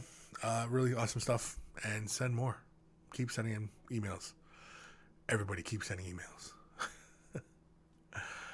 Bo at Kris. The HQ units have a typical Necron silver body and gold King Jazz, but I'm doing it metallic black. What do you think it would fit that, my friend? I talked about a light blue silver fading into a darker phase, and what about a wash for said black figures for depth?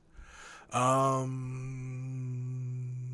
wash over the dark metallics, I don't know, because you'd kill that lustrous metal in the black metal, and you want to preserve that because it's so hard to, to really kind of see black metal, right? Going with the light blue or light blue silver and then having it fading into the darker, yeah, that'd be very cool. Yeah, definitely. Light blue, black metal, do it. Send me pics. Show me what you got. Let me see. Because I think that'd be awesome. I think that sounds like a lot of fun.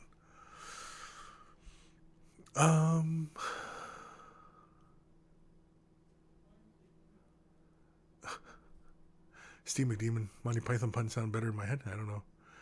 I fart in your general direction.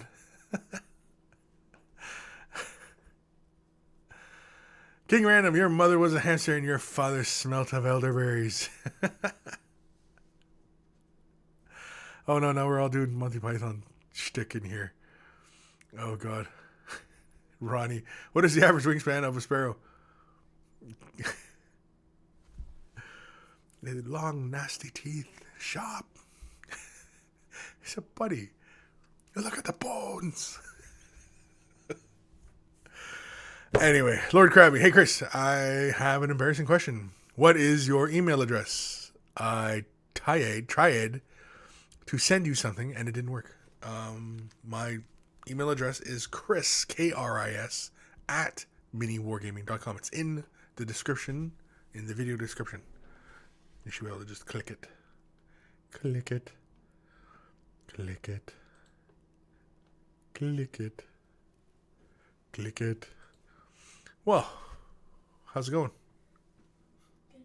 Missed calls. Lots of missed. The wife's turning my phone. Lots of missed calls. You're not going to come say hi to everybody? No. What do you mean no? Come on, everybody's watching. I've got a whole 10 people watching. No. Anyway. Where was I? Man, I'm getting derailed lots today. And like the boys are here, but they're just doing their own work today. And yeah. So anyway, where am I? Yeah, Lord Krabby, email address is Kris, Kris, at miniwargaming.com. Send it now. Go. I'm looking at my email right now. I don't see it. Go. Okay. G squared. She doesn't want to be famous. Yeah, I know. That's the thing, right? Oh, man. Ronnie Sugden. Anyone here picked up the Hero Forge custom miniatures? I got 2 of them and reasonably impressed. The third printing has a little bit more to go. No. Ben Ostig. Alternatively, maybe a bronze copper color fading into black. I think a copper and bronze. Yeah. Well, copper, I think. Like a bright edged copper leading into black. Because going with copper and and then it fading into black also allows you to use the oxide colors into the recesses and stuff like that and do something real fun like that. Get some oxidization, like that blue, green, the verdigris in there. It allows you to do some of that. So, yeah. Just a thought. Now he's probably like, oh, now I got to do that too. Oh, crap. Ruinbane, is the office bitch present? I don't think so. I haven't seen him skulk by. He usually skulks by and stops at my doorway when I'm doing a show. And so I haven't seen him yet, so I don't know. Jim White, what thoughts does anyone have thoughts on Lost Patrol pre-order from Games Workshop? I don't know. It looks kind of skimpy, doesn't it? Doesn't it look kind of skimpy? You get like a unit of scouts and a couple gene stealers, and you got little wee tiles to play on. I don't know. It might be a fun pick up and play kind of game. Maybe it's kind of a fast paced kind of, oh my god, we got to outrun the gene stealers kind of thing. It might be like I haven't seen how the game is supposed to play out, but yeah, it seems kind of chintzy, and we're not getting any kind of new sculpts out of it because it's just regular Space Marine scouts and regular gene stealers. And so, oops, sorry if that's kind of loud for you guys. So I don't know. not an immediate expenditure for me. I mean, it's not like I'm sitting there and looking at it and going, yes, I definitely have to get this. This is something I need right now. So I don't know. Oh, my mic keeps falling. need to switch to a better set of pills, I guess. Keep that up. Jim White, what are your thoughts? Has anyone had thoughts on Lost Patrol, Peter? Oh, I already read that one. There's a Necron dynasty in the Codex that has the color scheme. I don't remember what they're called, though. No, I don't know. I'm not that familiar with the newer Necron stuff. I'm familiar with the older Necron stuff, but then they kind of changed the lore of the Necrons, which I wasn't too happy with. I liked Necrons being kind of darker and mysterious and being kind of more, being puppeted by the Satan rather than being half crazy, aliens who've been buried for millions of years. I don't know. It just kind of meh. Yeah. Meh. Jim White, thank you for your thoughts, Chris. Yeah. Prawnham Dan said, Chris, Dave's Ranger film was rather good. I see you did the music, and I didn't do the music. I just held the mic and recorded the sound. That's all I did. It's no biggie. Do you know how they got some of the aerial shots in the intro? Was quite impressive. Stock footage. That's just stock footage. And that stock footage would probably either by a helicopter or by a drone. Most likely by a drone. But yeah, we didn't go anywhere shooting that stuff or anything like that. Johnny Squidbrain, it is only 35 British, and others are like 90 British and 100. What? Oh, like it's $35. Yeah, well, because again, it's a small kit, right? It's a small game. I assume we're still talking about the Lost Patrol. Again, it might be a fast-paced kind of game. I mean, it might have some really fast mechanics, but it might actually be an intense kind of game. Because Space Hulk, when you play Space Hulk the proper way with the timer and everything like that, Space Hulk is a really intense game. It's really fun. High energy, intense, time-sensitive kind of game. And Lost Patrol might capture that same kind of element where it's a bunch of Marines running around going, oh my God, there's G-Shows everywhere, and they gotta run, they gotta look for a place to get out, you know what I mean? Like, could be something similar to that, Who knows? I don't know. I can't say. And I have not really been following any of the news on it either, so don't know. I'm having limp mic syndrome. Yeah, I've got limp mic. I know. Lord Krabby, there it is. I see it now. I see an email from Lord Krabby. Where are we? Ben Onsek at Chris. Tell Dave that he should do a Mordheim campaign featuring the characters from the Rangers. Why don't you tell him? Just send him an email. Say, I sent this to Chris, but Chris said to email you instead. And so here's my idea for your show. And you don't use the Rangers. Just do that. It's easy as that. Big Whiskey. Whoa, I didn't know there were things went. I came back from coffee refill and all I hear is I need better pills to keep that up.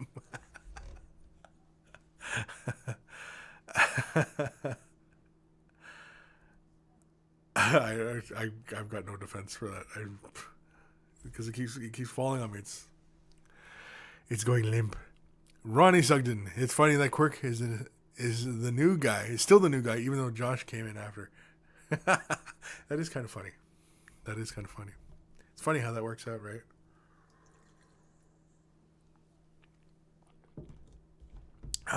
Coffee. What time are we at? Holy crap, it's already almost 1:30. Wrong mouse. Let's do another email since we're just kind of hammering through these things. Did we do this one? No, we didn't do this one. This is from Vito.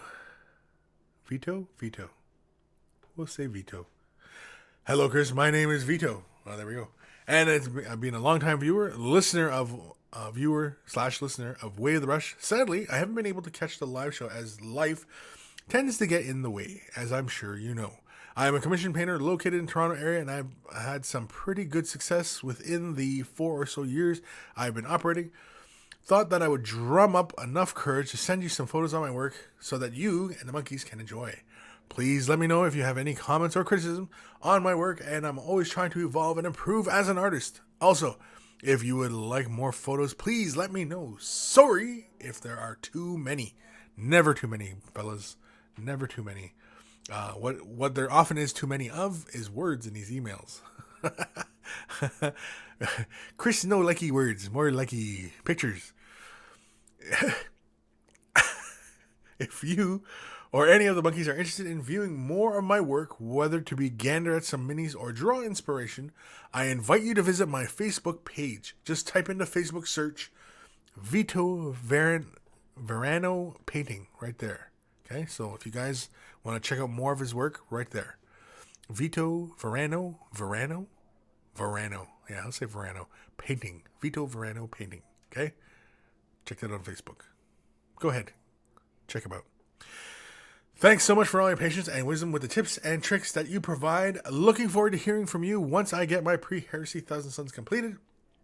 Hopefully I can make the trip to mini wargaming for a day of laughs, shenanigans, and maybe some gaming too. Definitely, man. Definitely come on in. All the best, Vito Verano. P.S. Few notes on the models. The Fire Raptor is magnetized to the base so that there is a 360 degree of coolness. Cheers. 360 degree of coolness. Well, holy crap-a-rollies. Look at this thing.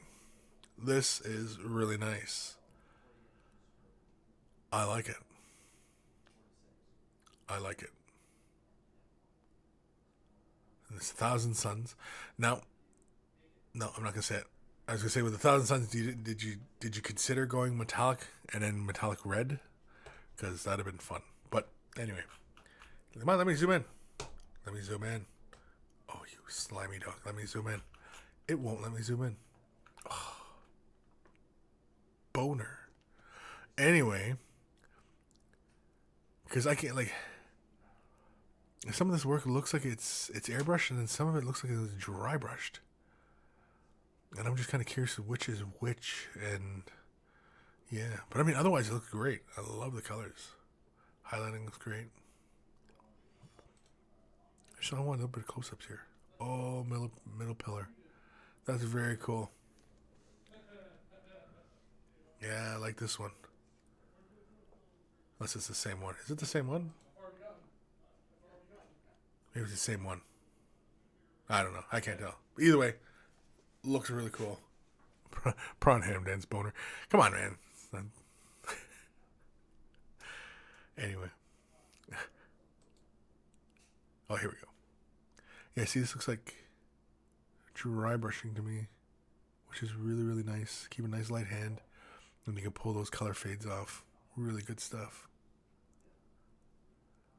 I hope you have an airbrush, though, dude. Because if you're a commissioned painter, man, and hand painting everything, oof. Oof. See here, it almost looks like an airbrush, but then it could be a blend. I don't know. Again, hard to say. Oh, look at this guy. Very cool. With this big discombobulator gun. Whatever this is, I have no idea. This is a Sicarius tank, I know, but what this gun is, I have no idea. Oh, land speeders. Very cool. Where'd you get the pillars from? Are they from like a cake store or something? That's where I'm gonna guess you got the pillars from. It's like a cake store, or like wedding cakes or something. I could be wrong. I have no idea. But really good stuff. Like the tone, like the grays, and you got the little hints of greens and browns in there. Really good. Gives it that really kind of aged, kind of concrete kind of feeling. Holy crap! Look at this. This is really cool. Can I zoom in on this? Son of a beehive. I can't zoom in on these stuff. Oh, look at the base. What an interesting choice for the base. Make it look kind of celestial. Because they're fighting in space. They're fighting in the realms. Very interesting. I don't think I've ever seen anybody do that for these models yet. And put them on a celestial kind of base. Because then you could have did the rock like an asteroid. Anyway.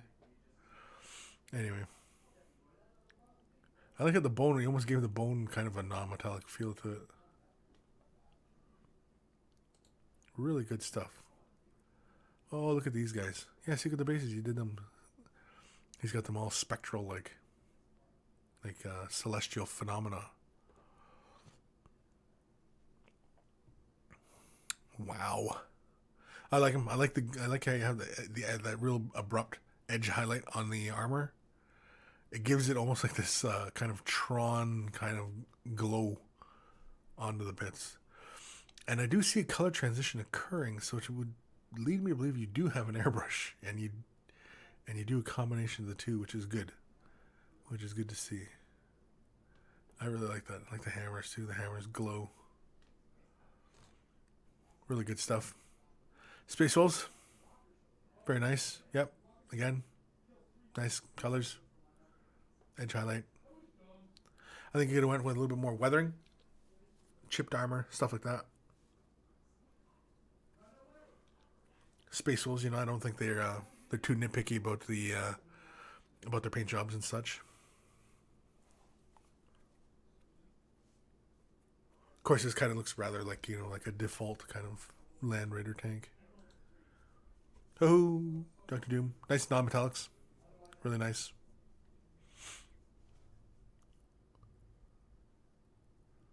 I like it.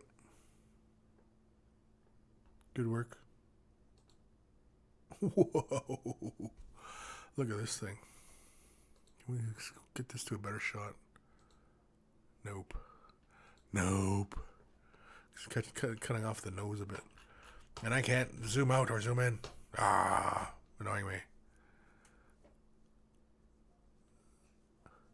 Marcelo. This show is bad for my morale. I can't do half of the good work as you guys. No, don't say that, Marcelo. I mean, come on. It's practice. It's practice. It's all practice, man. I mean, he has been a commission artist for 4 years. He's been 4 years, and the thing is like one thing I'll say about commission artists is that they get through painting quickly, as long as they do their job, of course, and they, they get the job done, and customers are happy, and so they get lots of repeat business, and so they're going to do lots of painting.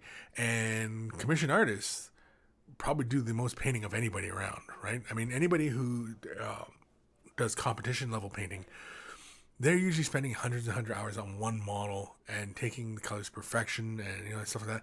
Whereas a commission artist, he's trying out different techniques for highlighting, for working out how to hold a brush, for edge highlighting, for getting models assembled, for So because the commission artist has to work very quickly, because otherwise the turnaround's too long and nothing's profitable, and so commission artist is really really something. Very nice. I don't know. I don't think the way these feathers up here needed that edge highlight. I think the feathers down here, he could have kind of got smaller and smaller to non-existent, like highlights there, or just gone with a darker color inside there, so you had this nicer color gradient running through. Otherwise, very nice. Is that it? No, that's not it. Ooh, Eldar. Ooh, Eldar. Me likey. And not because I'm biased for Eldar, but because I'm biased for Eldar. I like this guy, though. This guy's awesome. I like the tones you got going on here. The flesh and the pinks. I don't know if that blue is coming in from a bounce from the base, or if you actually had some blue in some of the color mixtures in there. But either way, I really like that flesh tone in there. And that bright highlighting around the mark on his belly. Very, very cool. I think some of the teeth, though, like in the face, you could have went with a bit of a white just to kind of pick them out a bit brighter, just so the eye can see the kind of crazy-ass details that are going on there. But, yeah. Oh, look at that. Crimson Hunter. Nice. Or, no, it's a Crimson Hunter Hemlock. That's what that is. Because it's got the Hemlock guns. It's got the Hemlock center thing. But it's got the Crimson Hunter end wings. When this plane first came out, the first thing I thought of was Firefox. The old Clint Eastwood movie where he steals the Soviet plane, the Firefox. Yeah, that's what this one always reminded me of. If anybody remembers that movie. Somebody out there is going, oh my God, Kris is really old. Anyway, I think that's it for Vito's email. Lazy Monkey Firefox is awesome. Thank you, Lazy Monkey. Thank you for backing me up there, buddy. Yeah, Vito, awesome stuff. And yeah, send in pictures, Vito, anytime you like, because man, those were really kick-ass. They look really awesome. So awesome. What time we at? Holy crap! It's almost 25-2. Where are we in these comments here?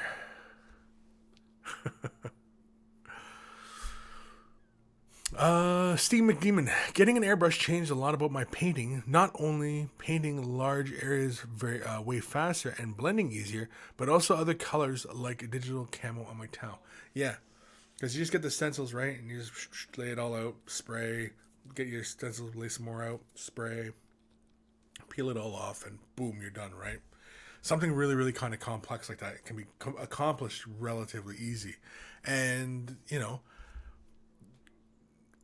that's a good thing that we have a tool like an airbrush on hand to do those kind of things, because doing that kind of thing by hand would be a nightmare to do. And you'd never do an entire army like that. Like, could you imagine trying to paint like a manta with that camouflage patterning all over it? You'd go bonkers. If you had to try and do that. Yeah, so Gerbil Farm, great movie. Jim White, Firefox was awesome. Yeah, see? There's a few cats out there seen Firefox. I can only assume you guys are probably close to how old I am. Or you're just, really familiar with a lot of movies.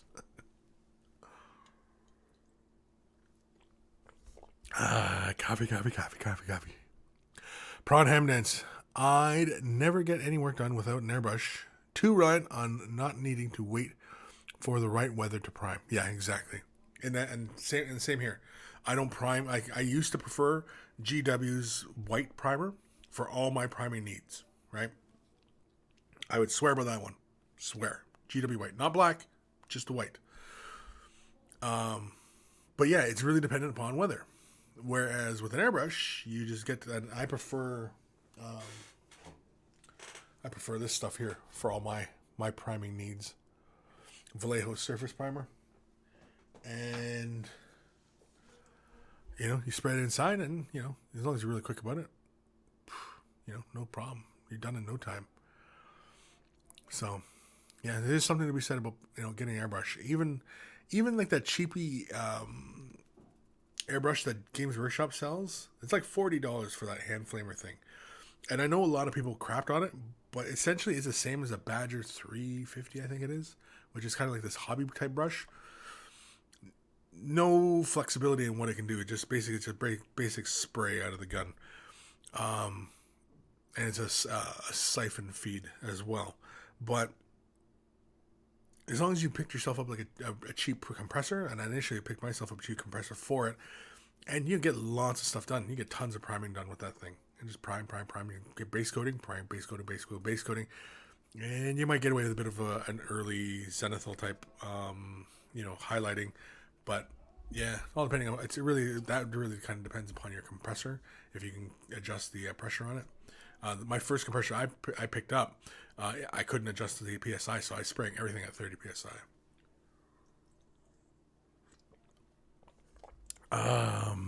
Yeah, so airbrushes. If you're a commissioned artist or you got a ton of models that you got to get through, definitely it's worth the investment. But again, like all tools, it does take a bit of time to master the tool, to use it to really kind of what you want to get it done with it. Jim White, great choice of primer. Kris, I use it myself. Yeah, Vallejo surface primer, I prefer it, man. I got, oh, jeez, I just punched my Mac. I got all three, whatever I need. I got my black here, I got gray, and I got my white. So whatever I need. But I always end up just using just gray all the time. That gray is my go-to color. If the model's going to be bright, I still prime it gray. If the model's going to be dark, I still prime it gray. Just because that's how I do.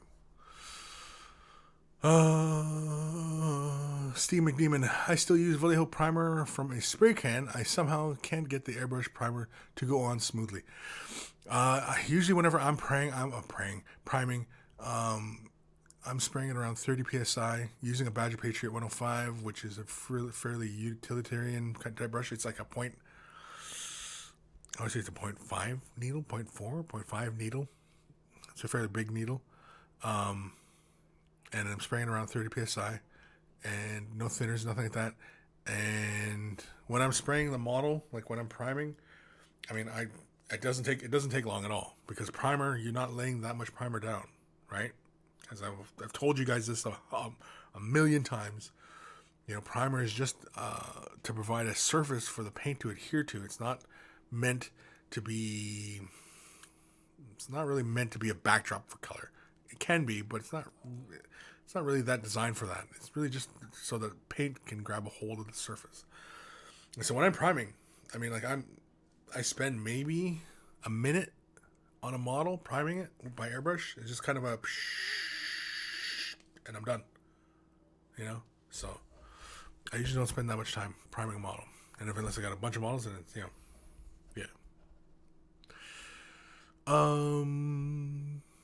Slow show. I missed which primer Kris said. Which one was it? Vallejo Surface Primer. Yeah, like Lazy Monkey said. Vallejo Surface Primer. And it comes in white, gray, or black.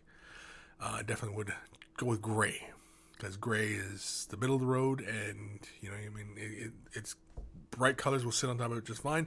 Dark colors sit on it just fine. So I prefer gray for the most part. Ishab, you should never make fun of a cheap, affordable tool to keep in your arsenal. Use anything and everything to get the job done, in my opinion. Yes, definitely. I definitely would agree with that. I know, like I was talking about the GW airbrush, and people used to poo-poo on that all the time when that first came out. And I mean, I took care of it. I cleaned it, and it worked fine for me all the time. And people would say it clogs up, it does this, this thing broke, and I'm wondering, like, what are you morons doing with your paintbrushes that these things are occurring? Just use it as the instructions intended. I mean, you're not trying to push house paint through this thing. Just taking a little bit of Citadel paint, mix it with some water. I mean, how hard is this to fathom? And, once you're done with the brush, oh my God, you clean it. You know what I mean? Just like your regular paintbrushes, you clean them, right? You take care of your brushes. You take care of your brushes, they'll take care of you. And the same thing with the airbrushes. You take care of your airbrush, it will take care of you. I mean, half the time I spend with my airbrushing is cleaning the airbrush. I mean, like, my Patriot, oh, jeez. I'm all caught up in my hose now. See? My Patriot, I was just using this just the other day. See? Nice and clean. Well, the end nozzle's kind of dirty, but, I mean, that's to be expected. But otherwise, see? Patriot.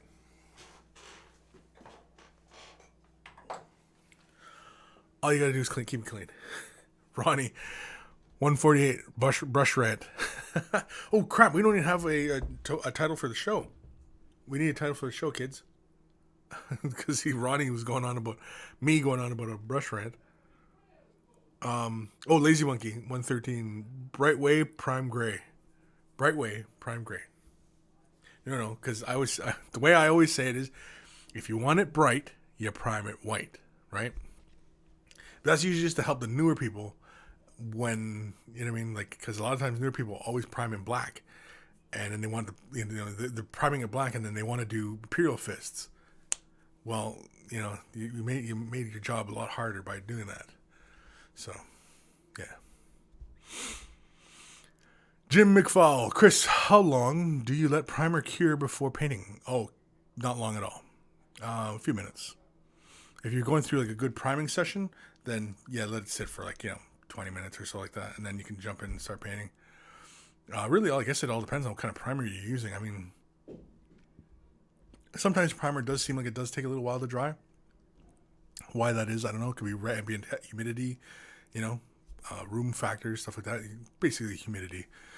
So one way to speed that up, of course, is like your desk lamp, whatever, and just position it close to your model so that the ambient heat just kind of helps kind of cook it through. That's another way. Not too close to your models, but you know what I mean. Blackwell Herd, do you assemble in a model entirely and then paint it, or prime all the parts separately and then paint it before final assembly? Usually I assemble probably like 90% of the way, and then For example, if it's shield, then I'll leave the shield off and I'll paint the shield separately.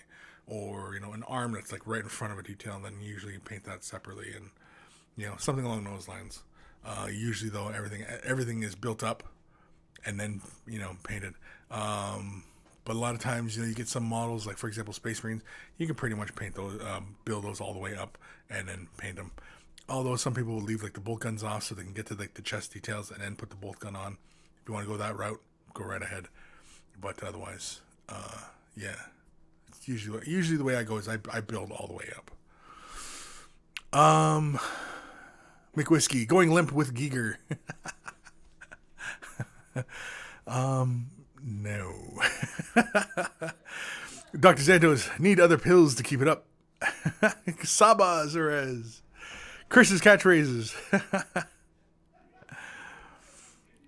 Ronnie, chat bums and Mike Fluffers. Mike Fluffers? You almost had something there. Chat bums and Mike Fluffers. Almost. Jim White, astronomy and causes of Nurglebum. Yep, the causes of Nurglebum. Episode 113, apologies for the limp mic. Ben Ossick, chat bums and Prime Gray. Yeah. Prime White, Nurglebum. Prime White, bought Nurglebum. I don't know. For Nurglebum. Prime White for Nurglebum.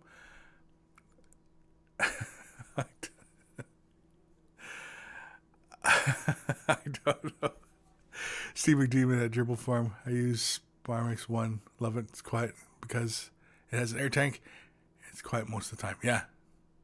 Definitely an airbrush with a tank on it. Yeah, definitely.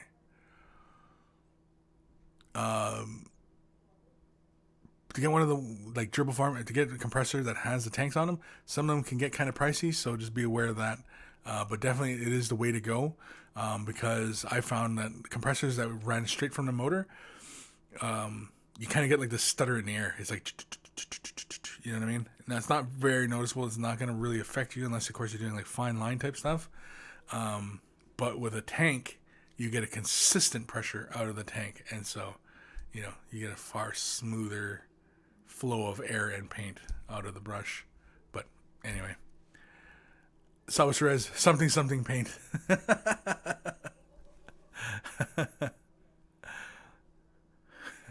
Product heads. Limp Mike, Private White. I don't even know what that means. What is that supposed to mean?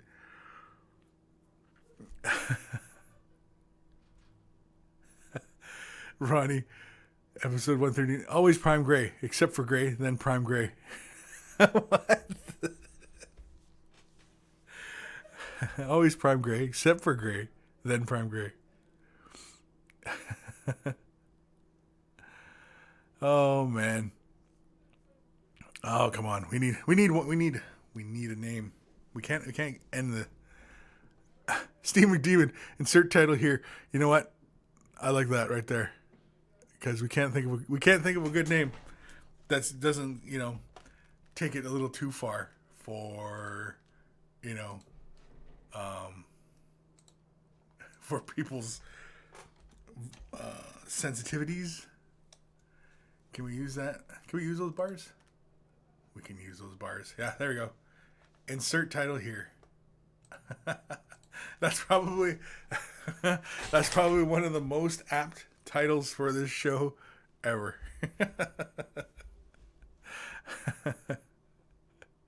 Insert mic here. Yeah, see, then we're getting back into the innuendo again. Insert mic here.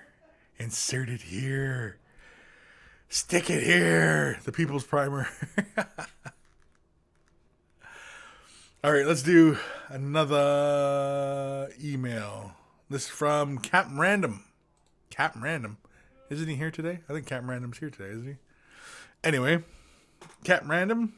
Hey there, Kris. I'm a fairly new fan from the cold wastes of the Viking lands, Norway. I'm painting up some Chaos armies, so I have a few questions about painting and other modeling stuffs. One, I watched the most recent plasma pistol video you posted on Mini Wargaming, and I'm very bad at wet blending. So is there an easier way that still gets as good with what paints would you recommend? Okay, is there still a way that looks good, and with what paints would you recommend? Okay. B, what is the best way to magnetize something that has a whole lot of nothing behind it? For example, I have a defiler that I bought, and I'm waiting to paint or glue anything else together until I get the magnets I ordered from you guys. I glued the top part together, chest area, i.e. cannon and such, but did not glue the arm, heads, and legs on yet. So I have a defiler chest that is glued together, but is hollow inside. I'll add an image so you understand me. But how would I go about adding a magnet here? I need to magnetize the arms, head, and legs. I guess I could just add all to my green stuff to it, but I'd rather not use all of it.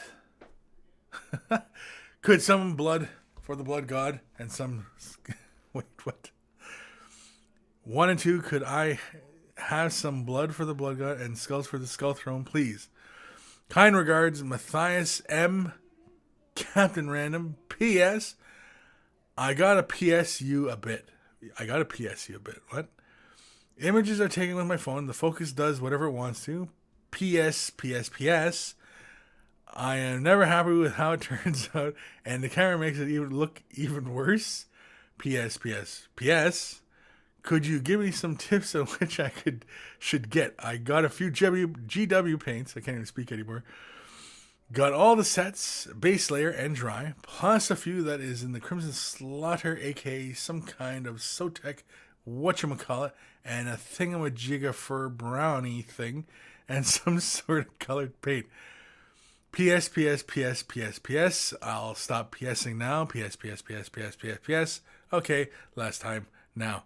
Hoof. So, to go back to your first part of your question. Man, that was a lot to get through.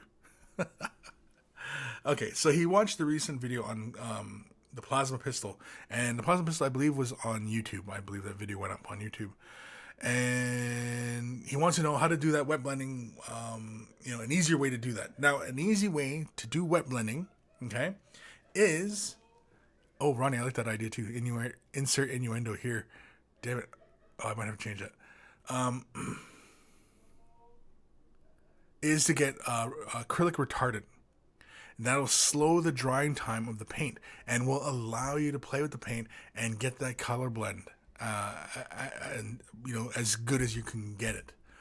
It gives you plenty of time to work with the color because acrylic paint, as you know, will dry quite quickly, like within a minute of laying it on the surface, whereas with an acrylic retardant it can take take an hour, it can take a day, depending on what kind of acrylic retardant you use. GW does not sell acrylic retardant, but other companies like Vallejo do. So just look to them for acrylic retardants. That's really one of the best ways to go about it. But again, GW does not sell an acrylic retardant. I imagine at some point in the future they probably will to extend the life of the colors and get color blends and blah blah blah.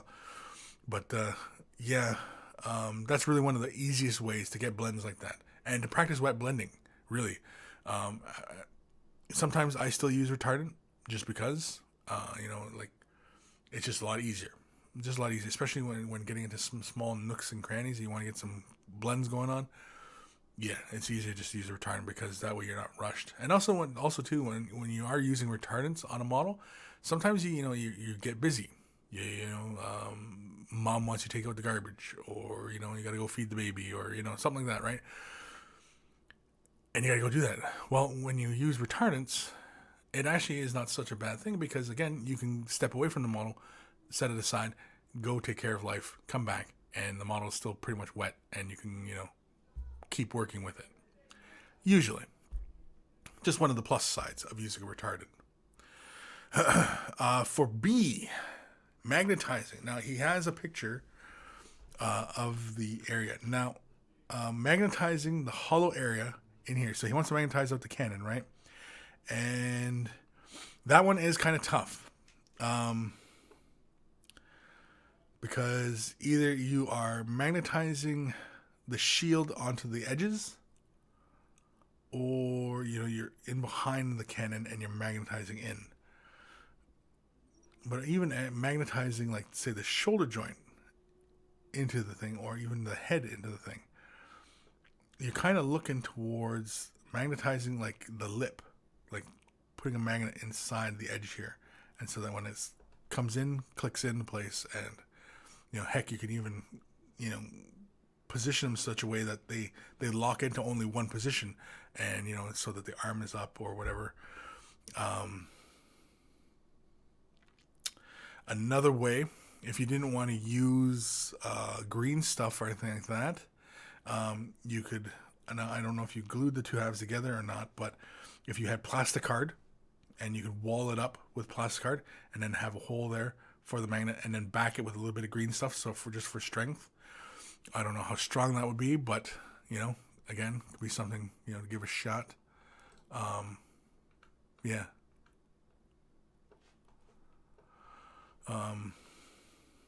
That's probably a couple ways about getting that magnetized like that. It's usually because you want to magnetize it somewhere strong, right? And so you want to get under the plastic. Whereas if you glue plastic onto here, it might not be the strongest thing in the world. So, food for thought. Oops, wrong one. So, there was a couple other things attached with this email. There was another one. Oh yeah, he forgot to add this picture. Word bear. Very nice. Paint looks a little bit thick. Or is that just the way the primer looks? Oh, that's just the way the dry brushing caught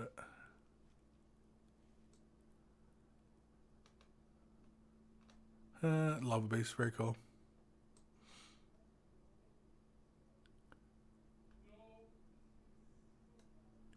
Getting that OSL in the eyes, it's often a little bit tricky. You got to work with the color really, really thin. And that will come in time when you are more comfortable with thinning your paints down and applying them in multiple layers to get a nice smooth finish. I've mentioned that a few times in videos. When you're thinning your colors down, and yeah, it comes with time. Oh, you forgot something else here. I forgot to tell you the primer that has kind of texture to it, and so that's why I didn't use it. Minus 18C. I have no clue if it has anything to do with it. Possibly.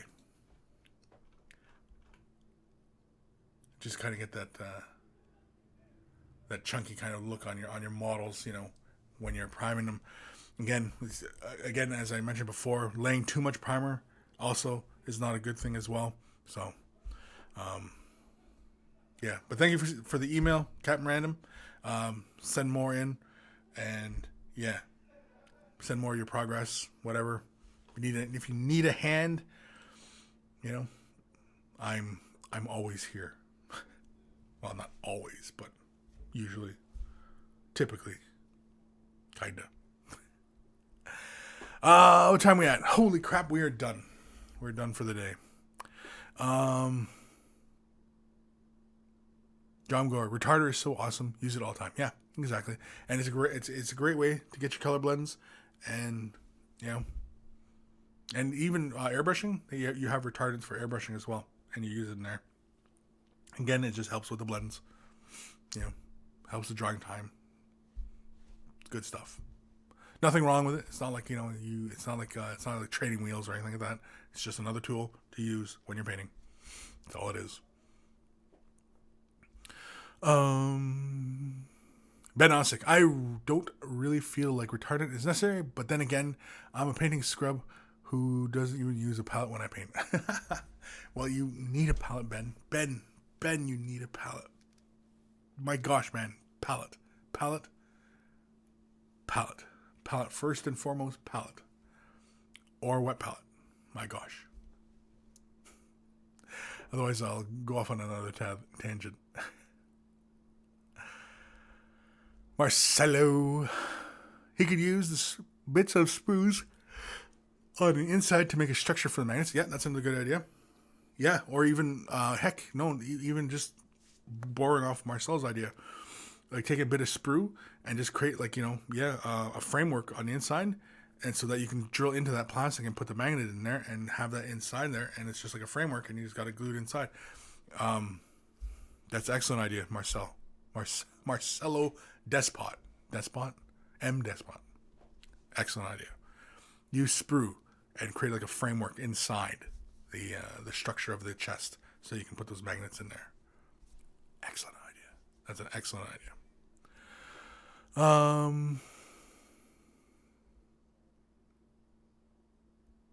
Jim White, take care of your airbrush and it will take care of you. It will take care of you.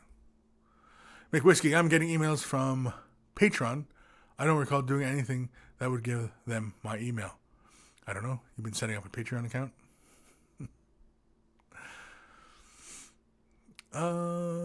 So thanks for the show, mate. Enjoy Adepticon. Bye, guys. It's been a pleasure. We'll see you later. Ishab, happy Easter to Kris and all the faithful monkeys out there. Have a great tune at Adepticon. Oh, time, I would assume. And hug Miranda, Wargamer Girl, for me. Hope to catch you in 2 weeks' time. P.S. Take pics and con and all. Oh, I'm going to be taking pics, vids, stuff like that. It's gonna be. I should come back with a ton of stuff for my channel. I'm kind of planning on just basically, because this here, I'm going to take this camera. This camera is like one of my first old cameras. It still does HD video. It's 1080p.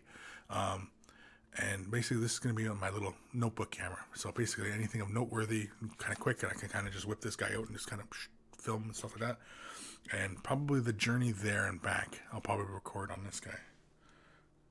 And it'll probably just be me, a lot of me yelling at Jay and Owen. No, it won't. Yeah, it probably will. Yeah, so questions, comments, emails. You want critiques on our work, maybe your commission painting service, and you want to, drum up some extra exposure. Send your emails to Kris@miniwargaming.com. It's in the description below. Join me on Facebook, Way of the Brush.